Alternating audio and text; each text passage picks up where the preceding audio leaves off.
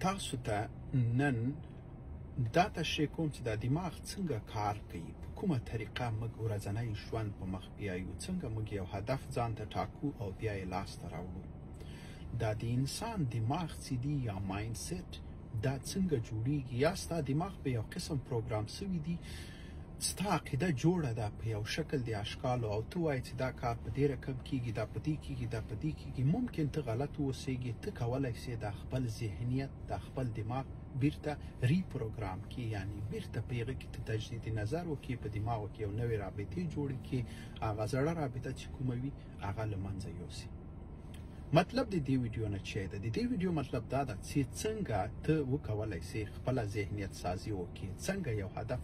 وټاکي او بیرته یې لاسته راوړي. ګورئ دغه ستونزه خلک ډېر وایي افغانان ښه ذهنیت نه لري. ذهنیت سازي کې ته خپله ډېر رول لري، یعنی دا رول ستا خپله ده چې ستا ته وغواړې خپل ذهن ښه جوړ کړې، ښه یې جوړولی سې، او که ته وغواړې چې په هغه زاړه ذهنیت کې پاتې سې، په هغه زاړه ذهنیت کې به پاتې کېږې. دماغ دوه برخې لري، مثلا یو کانشیس برخه ده یا شعوري برخه ده چې هغه په یو موضوع باندې فکر کوي. تا ته وایي چې زه تا ته یو مثال درکوم، مثلا ډریوري ته زده کوې، نو کانشیس مایند چې ده تا ته دا ښیي چې دا شټرینګ ده، دا بریک ده، دا اکسلیټر ده، دغه سرعت ده، دا ټول شیان چپه تاویږي، راسته تاویږي، په دې باندې بار بار ته فکر کوې. نو د هغه نه وروسته سب کانشیس مایند چې دی یا هغه غیر شعوري دماغ چې دی چې هغه بیا فکر ته ضرورت نه لري، کله چې دا پروګرام دې ته وسپارلی سو دې دماغو ته، بیا هغه په خپله طریقه کار کوي. په دې خاطر زموږ په ژوند کې یا په ورځني چارو کې موږ 90% په اتوماتیک شکل زموږ دماغ پروګرام سوي دی، له هغه څخه کار اخلو.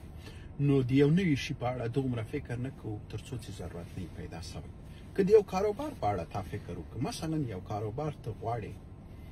چې یو کاروبار شروع کړي، لومړی ته باید په دا فرنټل کورټکس کې یا د دماغ په دغه مخکې برخه کې په یو شي باندې فکر وکړي، بار بار کاروبار داسې کېږي داسې کېږي، خو بالاخره مختلف اړخونه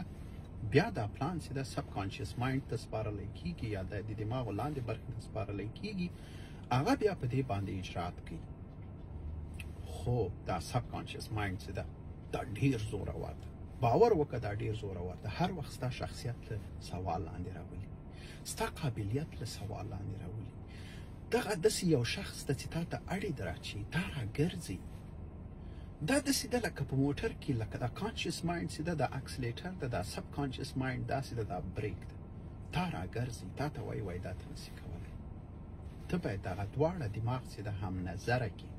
په یوه خوله سي، په یو نظر سي، په تعادل کې باید راولي. مثلا د یو شي په اړه تا پلان جوړ کړ، ته وایې زه یو دوکان جوړوم، یو کاروبار جوړوم، یو ښه احساس درته درکوي، لومړی وایې چې ژوند نور جوړ سي، خو سبا ته یا یو ساعت وروسته سب کانشیس مایند درته وایي دا ته نسي کولی.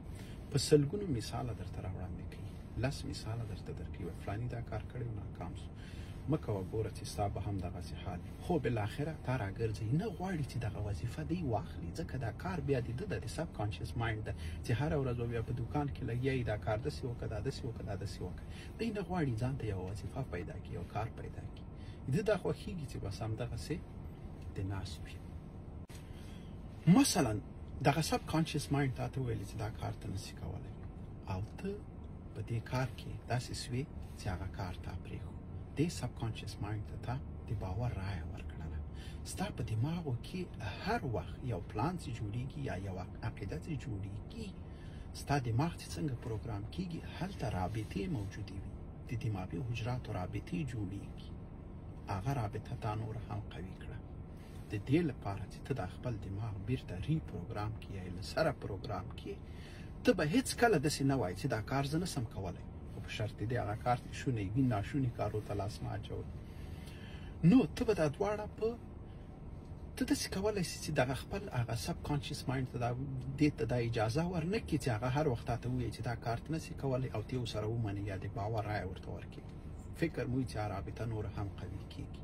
نو ته به داسې کوې چې هو زه دا کار کولی سم، زه په دې باندې بیا فکر کوم، صحیح ده پخوا ما داسې ویلې، خو په دې اړه زه بیا فکر کوم. ګورئ دا یو مثال لکه د موټر کې د بریک او اکسلیټر ده. کانشیس مایند هغه لکه اکسلیټر داسې د یوه طرحه تا ته راوړي یو شی تا ته راوړي او سب کانشیس مایند تا بیا راګرځوي ته باید دا دواړه په یو تعادل کې وساتي کانشیس مایند چې د یو هدف ټاکي سب کانشیس مایند چې د هغه هدف لاسته راوړي سب کانشیس مایند ډېر زورور ده خو که چیرې دا دواړه په یو نظر سول په یوه خوله سول هر هغه هدف چې د لاسته راوړلو قابلیت ولري ته به یې خامخا لاسته راوړي او فکر هم وي چې سب کانشیس مایند کله ستا هغه قابلیت د سوال لاندې راولي کله هم ستا هغه ذهنیت او هر شی د سوال لاندې راولي هغه ته د باور رایه مه ورکوئ نو په دې طریقه تاسو کولی شئ چې خپل ذهنیت بیرته له سره پروګرام کړئ اگر که ستا ذهنیت پخوا غلط جوړ شوی هم وي دا ویډیو په دې خاطر مې جوړه کړله چې ډېر خلک داسې شکایت لري چې افغانان ښه ذهنیت نه لري یو شی درته ووایم چې ذهنیت هر وخت بدلېدلی شي ذهنیت کې ارتجاعي خاصیت موجود ده کومه عقیده چې ستا جوړه ده په هغه بار بار فکر وکړه ممکن ستا ذهنیت د ځان په اړه بدل شي ممکن ستا ذهنیت د بل چا په اړه بدل شي په هغه باندې بیا فکر وکړه هغه زړه عقیده چې کومه لري په هغه کې تجدید نظر وکړه نو ته کولی شې د دې سب کانشیس مایند څخه ډېره ښه استفاده وکړې او په ژوند کې غټ هدفونه چې دي لاسته راوړي مننه